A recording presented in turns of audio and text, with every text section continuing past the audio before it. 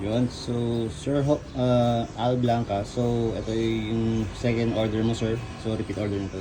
So, para sa mga iba na hindi alam, so discuss na lang din natin, sir. So, ito, sir, yung hose ring mo yung bago. Yung second order mo. So, ito, sir, is 4 meter. Para hindi sa mga hindi alam. This is 4 meter. Yung nasa labas po. Ito po yung nakakabit sa reel. And then, ito po yung kabilang side. Ito po yung kinakabit sa may belt type pressure washer. So meron siyang support ng spring para hindi po siya pakupi.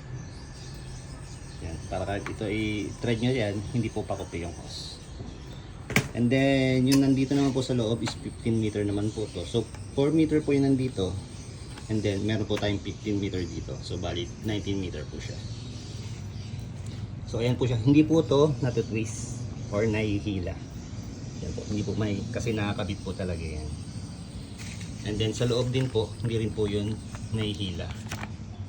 So nakakabit din po talaga yan.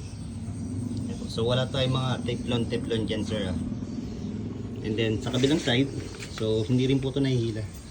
Same din po yan. Hindi po yan para mga transformer na babaklasan. So yun dito naman po ay 15 meters. So manual hose reel po tayo.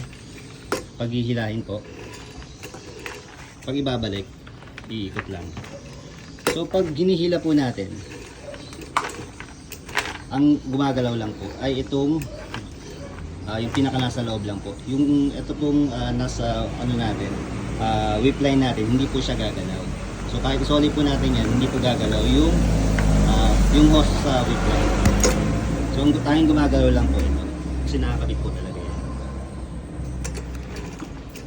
So sir, ito rin din, sir, meron din siya sa loob. Ayan o. Meron din siyang support. Yung pinakadulo. Nakikita ba? Ayun, sir. Meron din po siyang support sa dulo. Yung pag pumatong po siya, may support po siya. So mahaba po to, 15 meter po yan. So yun po. Pag manual hose reel, ganyan po. Pag susole, ay iikot lang din po. So check nyo na lang, sir, hindi gumagalaw yung whip line. Check nyo maigi yung whip line, hindi gumagalaw. Kapag iniikot natin, ang tanging gumagalaw lang ay yung itong nasa loob. Yan, sir, okay na to, sir. So lahat naman yan kompleto na, tox, lahat, tornilyo, goods na yan. So isi-ship ko na lang, sir, mamaya. Yan. So thank you.